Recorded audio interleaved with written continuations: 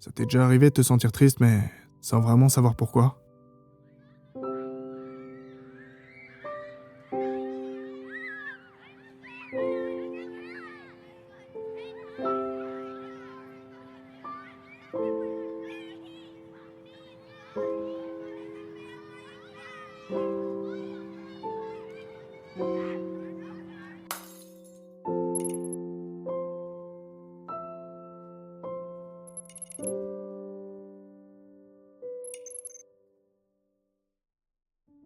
Il y a pas longtemps, je marchais dans la rue et je suis repassé devant mon école primaire.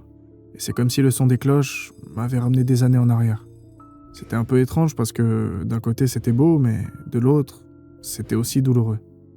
La nostalgie, c'est un phénomène que chaque être humain a déjà au moins ressenti une fois dans sa vie, et qui ne cesse de prendre de la place dans nos cœurs, génération après génération. Elle représente la douceur, mais aussi la douleur de nos souvenirs. Elle concentre les lieux, les moments et les liens que nous avons vécus. Tout comme l'amour ou la colère, la nostalgie, c'est avant tout une émotion. Donc c'est pour ça qu'on la ressent au plus profond de notre être. Mais comment ça marche? Pour ce faire, elle va impliquer un tas de mécanismes physiques mis à disposition par notre cerveau. À commencer évidemment par la mémoire, mais aussi le système de récompense. C'est cette petite partie qui est en jeu, l'hippocampus, la zone du cerveau qui stocke et reconstruit les souvenirs. Un son, un film ou encore un jeu peuvent soudainement te replonger dans des souvenirs que tu pensais oublier.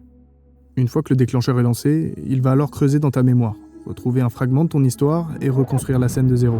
Il va rassembler les images, les sons, l'ambiance, le contexte, et presque instantanément, ton cerveau va commencer à comparer la version passée de ton souvenir avec ton présent. Mais bon, techniquement, si on s'arrête ici, tout va bien. Tes sens agissent alors comme des archéologues du passé, capables de déterrer des souvenirs enfouis dans ton cerveau et de les reconstruire. C'est un peu comme avoir un super pouvoir. Sauf que voilà, c'est que la première étape du processus.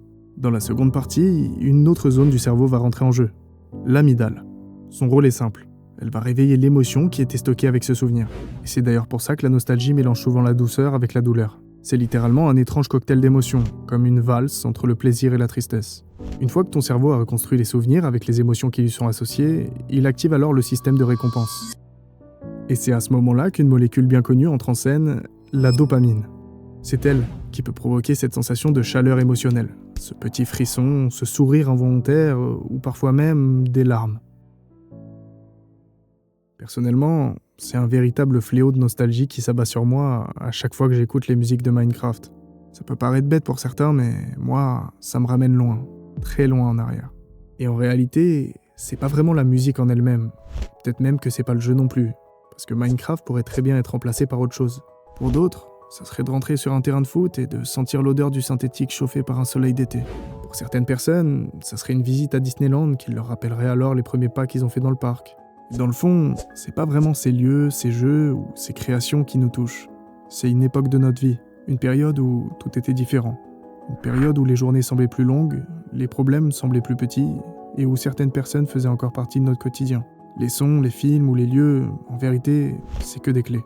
Des clés capables d'ouvrir une porte dans notre mémoire, et derrière ces portes, il n'y a pas qu'un souvenir. Et c'est peut-être pour ça que la nostalgie est aussi forte. Au moment d'écrire cette vidéo, j'ai partagé mes idées avec un ami et sa première réaction a été de me poser la question suivante. Mais du coup, ça sert à quoi la nostalgie? Pourquoi notre corps veut absolument qu'on se rappelle de ses émotions? Et comme toute chose, la nostalgie n'est pas là par hasard. On a parlé tout à l'heure de la molécule que vous connaissez bien, la dopamine, et du moment où on la relâche. En réactivant tes souvenirs qui sont stockés dans ton passé, ton cerveau reconnecte avec ton présent. C'est une manière d'apaiser ton corps, de te rappeler qui tu es vraiment. Il te rappelle ton histoire, les moments que tu as vécus, les personnes qui ont compté. Il renforce aussi ton besoin d'avoir des liens avec les autres, en devenant presque un mécanisme de survie. Alors quand tu te sens seul, que tu cogites sur ton passé et que tu doutes de ta vie actuelle, que tu as un coup de mou et que la nostalgie l'emporte, ton cerveau en profite pour te stabiliser émotionnellement, te rappeler ton identité, te reconnecter aux autres et te donner de l'espoir. Mais du coup, on est totalement en droit de se poser une question. Est-ce que la nostalgie est une bonne chose? Si, tout comme l'amour, elle peut nous offrir de très beaux moments, elle peut aussi nous détruire et nous faire plonger dans un océan sans fond. Parce que, ce que je vous ai pas dit plus tôt, c'est que la nostalgie, elle va pas seulement recréer vos souvenirs, elle va les embellir. La stratégie est simple, on garde le bon et on oublie le mauvais. Tu te mets alors à repenser aux bons moments que tu as passés, en oubliant les périodes difficiles. Il faut donc comprendre une chose, le passé qu'on regrette, il a peut-être jamais existé.